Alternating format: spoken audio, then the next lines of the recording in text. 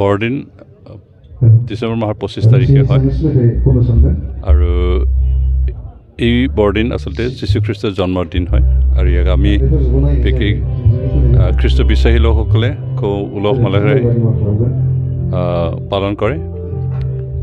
আজি ডিচেম্বৰ মাহৰ 25 তাৰিখ নহয়, কিন্তু 16 তাৰিখে। সেইকাৰণে এই দিনটোত আমি প্ৰাক বৰদিন হিচাপে উদযাপন কৰিছোঁ। বিশেষকৈ মই যিহেতু সমাজৰ বিভিন্ন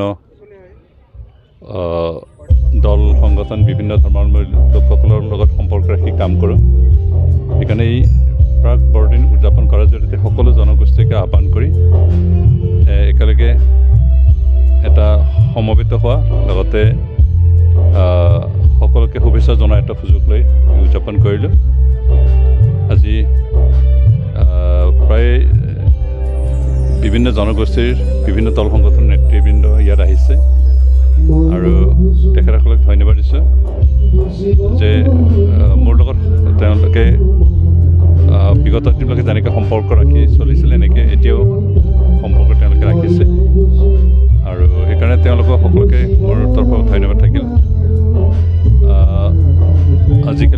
আজি বৰদিন অকল খ্ৰীষ্টান ধৰ্মাৱলম্বীৰ কাৰণে নহয়, বিভিন্ন ধৰ্মৰ লোকসকলেও ইয়াক উদযাপন কৰে আৰু ইয়াক এটা সাৰ্বজনীন উৎসৱ হিচাপে গ্ৰহণ কৰিবলৈ লৈছে আৰু সেয়ে আমাৰ কাৰণে খুব ভাল কথা, কাৰণ যীশু শান্তিৰ কাৰণে আহিছিল আৰু সেই শান্তিৰ বতৰা আজি বহুতে অনুভৱ কৰিছে। সেইকাৰণে ইয়াক এটা আনন্দৰ উৎসৱ হিচাপে, শান্তিৰ উৎসৱ হিচাপে পালন কৰে আৰু সেইটো মানৱ সমাজৰ একতাৰ কাৰণে এটা শুভ লক্ষণ হয়।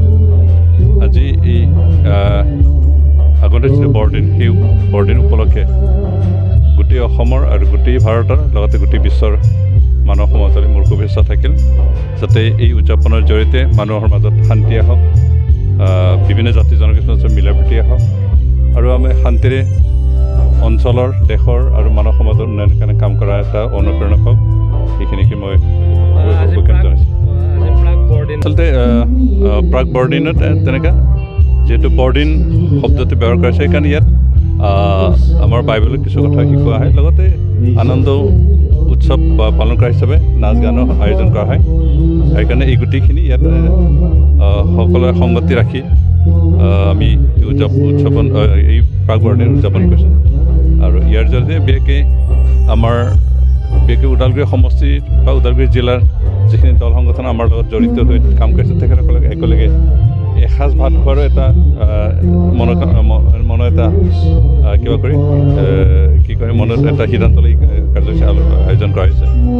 ইয়াত খ্ৰীষ্ট ধৰ্ম প্ৰচাৰ কৰাৰ কোনো উদ্দেশ্য নাই, মাত্ৰ আমি আমাৰ কৰ্মীসকলৰ মাজত একতা, লগতে বিভিন্ন দল সংগঠনৰ মাজত এটা যোগাযোগ এটা যেন ৰাখে, যোগাযোগ এটা থাকি আমি যাতে কাম কৰিব পাৰোঁ, সেইটো উদ্দেশ্য আগত ৰাখি আয়োজন কৰা হৈছে। আৰু মই ধন্যবাদ দিছোঁ আমাৰ বিভিন্ন দল সংগঠনৰ নেতৃবৃন্দ ইয়াত আহিছে, বিভিন্ন জনগোষ্ঠীৰ নেতাসকল ইয়াত আহিছে, বিভিন্ন ধৰ্মৰ নেতাসকলেও ইয়াত আহিছে আৰু আমি অহা দিনলৈকে আমি চবেই একেলগে কাম কৰি আমাৰ এই অঞ্চলৰ উন্নয়নৰ কাৰণে, এই অঞ্চলৰ বিভিন্ন জাতি জনগোষ্ঠীৰ মাজত শান্তি সম্প্ৰীতি বজাই ৰাখিবৰ কাৰণে আমি একেলগে কাম কৰিবলৈ এটা অনুপ্ৰেৰণা এই উদযাপনে দিব।